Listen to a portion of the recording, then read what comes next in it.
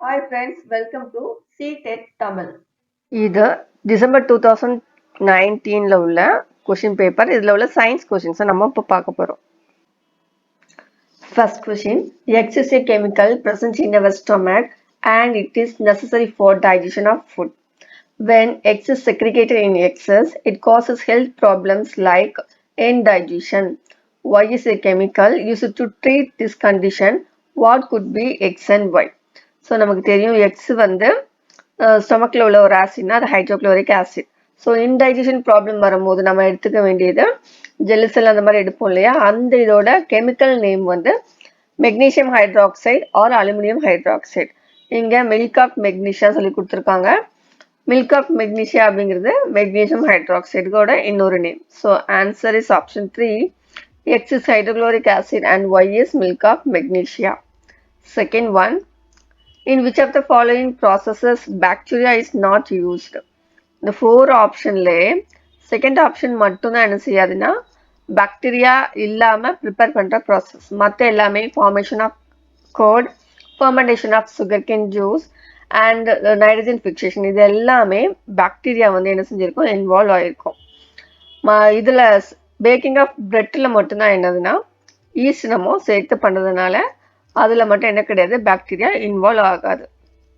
Next third one, which of the following is different from the rest? Deforestation, desertification, erosion and conservation. So first 3 option, deforestation na காடு அழிக்கிறது, desertification na பாலைவனமா நம்ம என்ன செய்யறது மாற்றுறது, next erosion na அரிமானம், இந்த மண் அரிமானம்லாம் சொல்லுவோம்ல அந்த மாதிரி. ஸோ இது எல்லாமே என்னதுன்னா ஏதோ ஒரு வகையில் அழிவை ஏற்படுத்துறது. கன்வர்சேஷன் அப்படிங்கிறது என்னன்னா சேவ் பண்ணுறது. ஸோ ஆப்ஷன் 4th ஒன் இங்கே correct.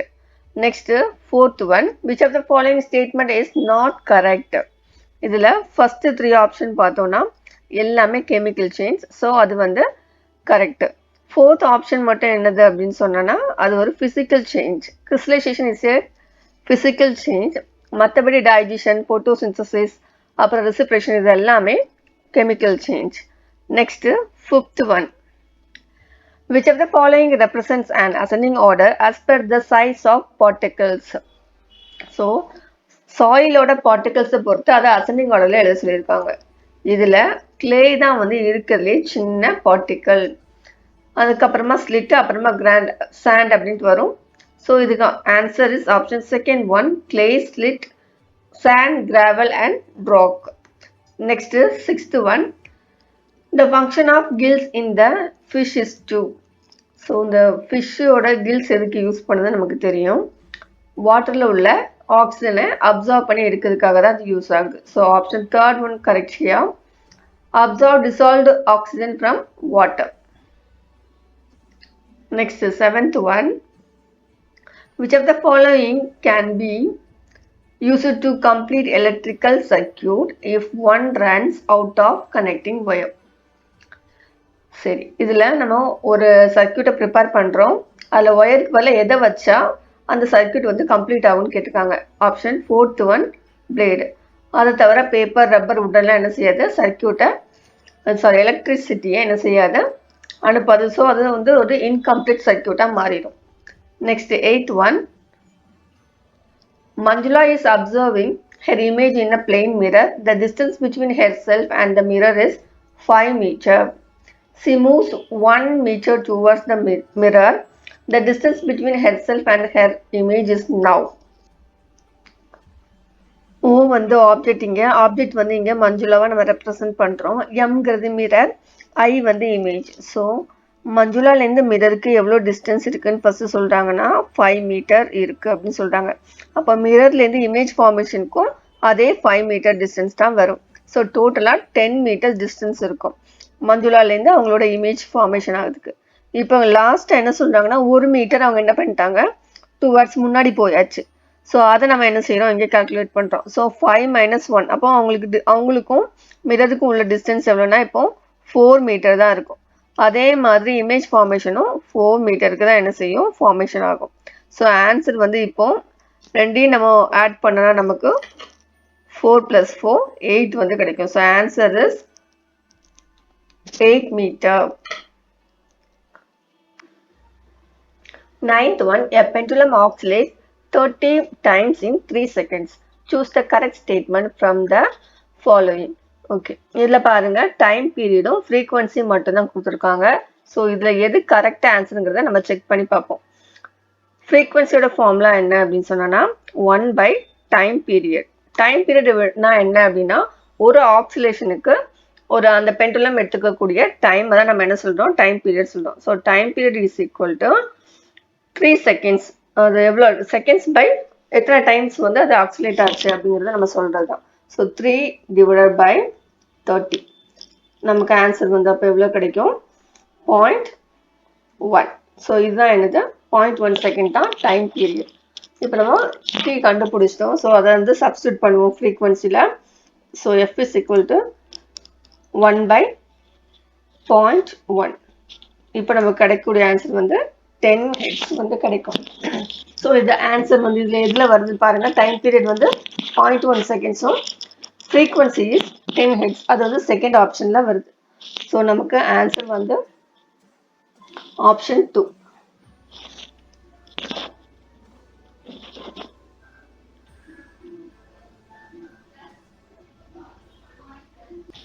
Tenth one, identify the incorrect statement. இதில் ஃபர்ஸ்ட் ஒன் பார்த்தோம்னா பால் bearings are used to increase friction between parts of the machine. So ball bearings எதுக்கு யூஸ் பண்ணுறாங்க அப்படின்னு சொன்னால் மிஷினோட ஃப்ரிக்ஷனை குறைக்கிறதுக்காக தான் யூஸ் பண்ணுறாங்க. இங்கே வந்து இன்க்ரீஸ் ஃப்ரிக்ஷன் சொல்லி கொடுத்துருக்காங்க. ஸோ ஆன்சர் வந்து ஆப்ஷன் 1 தான் கரெக்டுங்க. நெக்ஸ்ட்டு செகண்ட் இது பார்த்தோம்னா friction between two surfaces in contact can never be eliminated on earth. So ஃப்ரிக்ஷனுங்கிறது ரெண்டு சர்ஃபேஸுக்கு ஏற்படக்கூடிய உராய்தல் தான் நம்ம என்ன சொல்கிறோம், ஃப்ரிக்ஷன் சொல்கிறோம். இது வந்து என்ன செய்ய முடியாது, தவிர்க்க முடியாது. அது கரெக்ட் தான். Next rolling friction is less than sliding friction. இதுவும் கரெக்ட் ஒன். ஸோ ரோலிங் ஃப்ரிக்ஷனை விட ஸ்லைடிங் ஃப்ரிக்ஷன் வந்து அதிகமாக இருக்கும். Next the friction force on an object moving through a fluid depends upon its shape. இதுவும் correct one. Next which of the following statements are correct? இதில் வந்து reactive metals வச்சு கொடுத்துருக்காங்க. இதில் கொடுத்துருக்கிற மெட்டல்ஸ் அடிப்படையில் நம்ம பார்க்கும்போது எது வந்து மோஸ்ட் ரியாக்டிவ்னா ஃபர்ஸ்ட் ஒன் ஜிங்க், அப்புறமா தான் அயன், அதுக்கப்புறமா தான் காப்பர். ஸோ இதில் கொடுத்துருக்குற ஆப்ஷன் வச்சு பார்க்கும்போது நமக்கு இதில் ஆப்ஷன் பி மட்டும்தான் வந்து என்ன செய்யும், கரெக்டாக இருக்கும். Zinc can replace copper from the copper sulphate solution. மற்ற இதில் பார்த்தீங்கன்னா அயன் கேன் ரீப்ளேஸ் ஜிங்க்.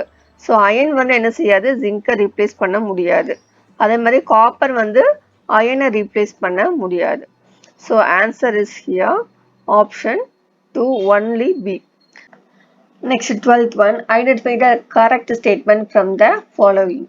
இதில் நம்ம தெர்மாமீட்டர் பற்றி கொடுத்துருக்காங்க. ஸோ அதோட ஸ்கேல் ரீடிங் ஃபஸ்ட் தெரிஞ்சுக்கலாம். கிளினிக்கல் தெர்மாமீட்டரோட ரீடிங் வந்து 35 டிகிரி டு 42 டிகிரி செல்சியஸ் இருக்கும். அதே மாதிரி லேபரட்டரியோடது வந்து -10 டு 110 டிகிரி செல்சியஸ் வரைக்கும் இருக்கும். அதே மாதிரி ரூம் டெம்பரேச்சரை நம்ம எடுத்துக்கிட்டோம்னா -40லேருந்து 50 டிகிரி செல்சியஸ் வரைக்கும் அதோட ஸ்கேல் ரீடிங் இருக்கும். ஸோ இங்கே ஆப்ஷன் 2 and 3 வந்து ராங். இங்கே வந்து நமக்கு கரெக்ட் ஸ்டேட்மெண்ட் தான் என்ன சொல்லியிருக்காங்க, கண்டுபிடிக்க சொல்லியிருக்காங்க. ஃபர்ஸ்ட் ஒன் பார்க்கும்போது clinical thermometer can be used to measure the temperature of boiling liquids. Boiling லிக்விட்ஸோட டெம்பரேச்சர் கண்டுபிடிக்கணும்னா அதுக்கு நம்ம லேபரட்டரி தெர்மாமீட்டர் தான் யூஸ் பண்ணணும். கிளினிக்கல் தெர்மாமீட்டரோட யூஸ் என்னன்னா ஹியூமனோட பாடி டெம்பரேச்சரை செக் பண்ணுறது தான் எனது clinical thermometer. So first one is wrong. Fourth one பார்ப்போம். The range of a laboratory thermometer is greater than that of clinical thermometer. So இது வந்து கரெக்ட். ஸோ ஆப்ஷன் 4 தான் இங்கே correct one. Next identify the incorrect statement. இதில் நம்ம incorrect ஸ்டேட்மெண்ட்டை என்ன செய்ய போகிறோம், கண்டுபிடிக்க போகிறோம். இதில் ஃபர்ஸ்ட் பாருங்க, இந்த calorific value of kerosene is more than that of coal. So இது கரெக்ட் ஒன். நெக்ஸ்ட் இந்த calorific value of coal is more than that of wood. இதுவும் கரெக்ட் தான். அதே மாதிரி third one, the calorific value of biogas is more than that of LPG. So இது வந்து incorrect. LPG தான் எனது கலோரிஃபிக் வேல்யூவில் அதிகமாக இருக்கும். எதை கம்பேர் பண்ணும் போதுனா பயோகேஸை கம்பேர் பண்ணும் போது. ஸோ ஆப்ஷன் 4th ஒன் பார்க்கும்போது சிஎன்ஜி கம்ப்ரஸ்டு நேச்சுரல் கேஸ் வந்து டீசலை விட கலோரிஃபிக் வேல்யூ வந்து அதிகம் அப்படின்னு வந்து சொல்லியிருக்கு. ஸோ இதுவும் என்னது wrong one. Next 14th one, A bus travels at a speed of 50 km per hour for 12 minutes and then at a speed of 40 km per hour for the next 18 minutes. The total distance covered by the bus during this time is. So இப்போ இங்கே என்ன கேட்டிருக்காங்கன்னா distance கேட்டிருக்காங்க, total distance. So அதை இப்போ கண்டுபிடிப்போம்.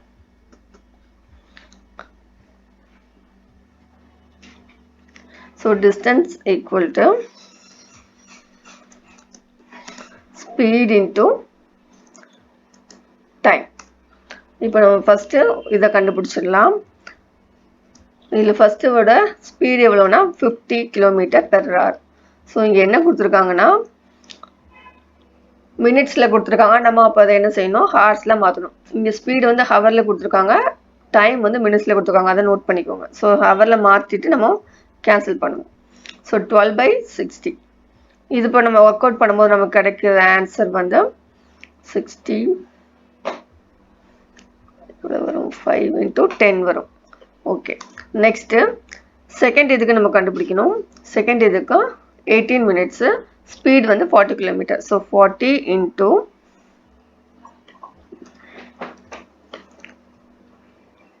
18/60. So இதோட value வந்து 12.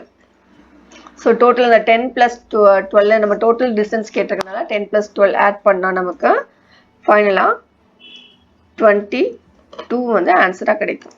So answer வந்து இங்கே 22 km தான் என்னது நமக்கு இங்கே correct answer, option 2.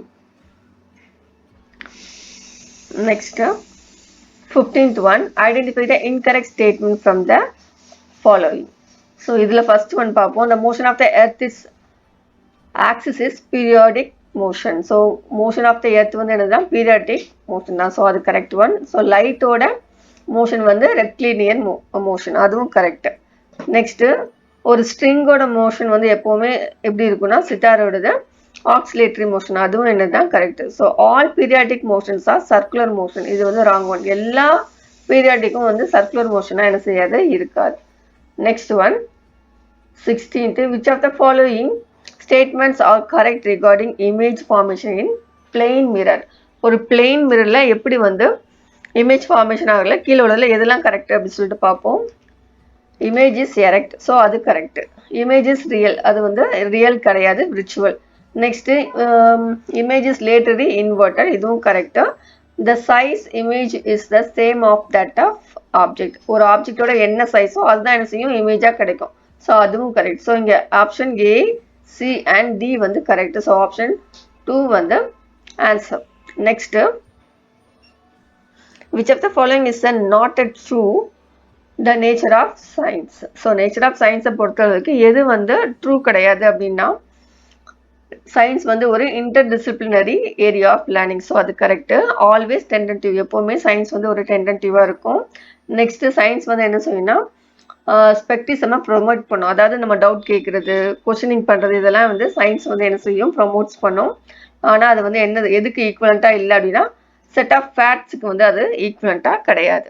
Next as per NCF 2005 good science education should be, எதை வந்து பேஸ் பண்ணி இருக்கணும் அப்படின்னா option second one, true to the child. சைல்டுக்கு என்ன செய்யணும், ட்ரூவாக இருக்கணும் சயின்ஸ் அப்படின்னு சொல்லிட்டு NCF சொல்லியிருக்கோம். Next one, which of the following validates of a good science education curriculum is satisfied by activity and experiment. ஒரு ஆக்டிவிட்டி எக்ஸ்பெரிமெண்ட்டுக்கு எப்படி இருக்கணும்னா அதோட ப்ராசஸ்க்கு சாட்டிஸ்ஃபைடாக இருக்கணும், அதுதான் வந்து நம்மளோட சயின்ஸ் கரிக்குலம் சொல்லுது. Next Anu took her class 8 children to field trip. Which of the following could be the most appropriate objectives for this activity? So ஒரு டீச்சர் வந்து 8 ஸ்டூடெண்ட்ஸை ஃபீல்ட் ட்ரிப் கூப்பிட்டு போகிறாங்க. இதில் கீழே வரதில் எதெல்லாம் கரெக்டாக இருக்கும் அப்படின்னு சொல்லிட்டு பார்ப்போம். Encourage the interaction between the childrens, கண்டிப்பாக அது இருக்கணும். Next promotes the process skills dot concrete experience, கண்ணால் அவங்கள பார்த்து எக்ஸ்பீரியன்ஸ் பண்ணிக்கிறது, அது என்னது தான் ப்ரமோட் பண்ண வேண்டியதுதான். Next enhance observation skills among the children, அதுவும் வந்து correct. Next it's break the monotony of the class as well as of the teacher. So அது வந்து ராங். இங்கே ஒவ்வொரு குழந்தைக்கும் தனித்தனியாக நம்ம வந்து ஐடென்டிஃபை பண்ணி அவங்களை கண்டுபிடிக்கிறது வந்து பிரேக் ஆகுது அப்படின்னு சொல்றாங்க. ஸோ அது வந்து ராங். மற்றபடி ஏபிசி வந்து எங்க correct. So option 1 is correct here. Next,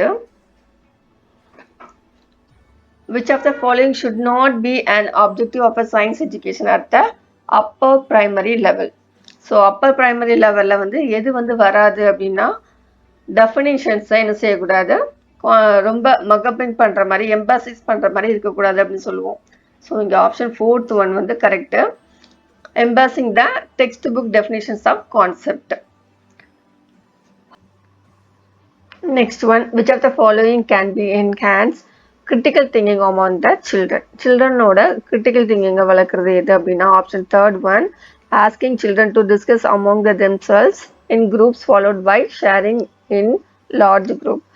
பசங்களை குரூப்பாக பிரித்து குரூப் டிஸ்கஷன் நடத்துறது தான் அவங்களோட கிரிட்டிக்கல் திங்கிங்க்கு வழிவகுக்கும். இந்த 4 ஆப்ஷன்ஸ்லேருந்து நம்ம செலக்ட் பண்ணியிருக்கோம். அதை தவிர புக்கை ரீட் பண்ணுறது, டீச்சர் வந்து டெமான்ஸ்ட்ரேட் பண்ணி காட்டுறது, இதெல்லாம் வந்து கிரிட்டிக்கல் திங்கிங்கில் வராது. Next, a teacher begins the class by demonstrating the chemical test of starch in given sample of food. The cognitive process associated with the underlined word in the above statement is. So ஏற்கனவே அவங்க class எடுத்துட்டாங்க, எடுத்ததை அவங்க demonstrate பண்ணி இப்போ காட்டுறாங்க. So அது வந்து இதில் எதில் வரும் அப்படின்னா அப்ளையிங்கில் வரும். Okay, next, which of the following activities will not provide for active learning among children? இதில் வந்து எது வந்து ஆக்டிவ் லேர்னிங்கில் வராது அப்படின்னா, listening a lecturer in the class. அதை தவிர சயின்ஸ் கிளப், அப்புறம் ஃபீல்டு ட்ரிப்பு, அதுக்கப்புறமா science corner, developing a science corner, இது எல்லாமே ஆக்டிவ் லேர்னிங்கில் வரும். Next, which of the following is used to finding the learning gaps of learners in science? இதில் option டியை தவிர மற்ற எல்லாமே என்ன செய்யும் வரும். ஓகேவா, கான்செப்ட் மேப், அப்புறம் அனலிட்டிக்கல் ரெக்கார்ட், போர்ட்ஃபோலியோ, இதை வச்சு நம்ம என்ன பண்ணிடலாம்னா லேர்னிங் கேப்ஸை கண்டுபிடிச்சிடலாம். டேர்ம் அண்ட் அச்சீவ்மெண்ட் டெஸ்ட் வச்சு கண்டுபிடிக்க முடியும், பட் அது வந்து கடைசியில் வர்றதுனால ஃபர்ஸ்ட் 3 தான் வந்து answer correct. So option 3rd one correct here.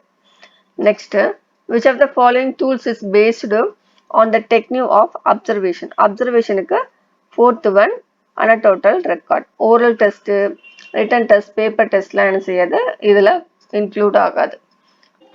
Next one, which of the following statements are correct? இதில் பார்த்தோன்னா ஃபஸ்ட்டு, இந்த பாஷ்மினா ஷால் வந்து காஷ்மீரி கோட்லேருந்து தயாரிக்கிறாங்க, அதே மாதிரி அங்கோரா உள் வந்து அங்கோரா கோட்லேருந்து தயாரிக்கிறாங்க. So option A and B வந்து ராங். சி வந்து கேமல் உள் வந்து கார்பெட்ஸ் மேக் பண்ண யூஸ் பண்ணுறாங்க, அது கரெக்ட் தான். அது மாதிரி டியும் என்னது ராங். ஸோ இங்கே ஆப்ஷன்ஸ் பார்த்தீங்கன்னா எதுவுமே கரெக்டாக கொடுக்காதனால இந்த கொஸ்டினுக்கு ஆன்சர் வந்து மார்க் வந்து ப்ரொவைட் பண்ணாங்க. Next one, identify the animal on the basis of features listed below. So first one பார்த்தீங்கன்னா லாங் பேக் போன் இருக்கணும். நெக்ஸ்ட், மெனி மசில்ஸ் இருக்கணும். Body curves into many loops for moving forward. இது இந்த first ஒன்ல பார்க்கும்போது long back phone வந்து இந்த 4 ஆப்ஷன்ஸ்ல எதுக்கு இருக்குன்னா ஸ்னேக்குக்கு தான் இருக்கு. So answer is first one. மற்றபடி பார்த்தோன்னா மெனி மசில்ஸ், கர்வ்டு, இது எல்லாமே எல்லாத்துக்குமே பொருந்தும். ஆனால் ஸ்னேக்குக்கு மட்டும்தான் என்ன இருக்கு, லாங் பேக் போன் இருக்கு. Next, which of the following statement is not true? இதில் பார்த்தோன்னா all atries carry rich blood. So அது ஆக்சிஜன் ரிச் பிளட் அப்படின்னு கொடுத்துருக்காங்க. ஸோ எல்லா ஏட்ரிஸுமே என்ன செய்யாது, ஆக்சிஜன் ரிச் பிளட்டா கிடையாது. பல்மனரி ஏட்ரி வந்து நான் பியூர் பிளட்டை எடுத்துகிட்டு போகாது, நான் பியூர் பிளட் தான் என்ன செய்யும், எடுத்துகிட்டு போகும். ஸோ இங்கே வந்து இதுதான் answer. Next one, which of the following represents correct matching order?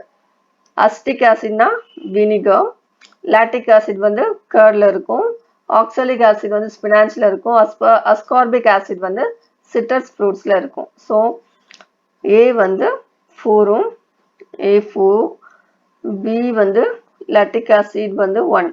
So option 3rd one வந்து இங்கே கரெக்ட். அடுத்து இன்னொரு கொஸ்டின் பேப்பரில் மீட் பண்ணுவோம். இது உங்களோட சீட்டட் படிக்கிற ஃப்ரெண்ட்ஸ் அண்ட் ரிலேஷன்ஸ்க்கு ஷேர் பண்ணுங்க. தேங்க்யூ.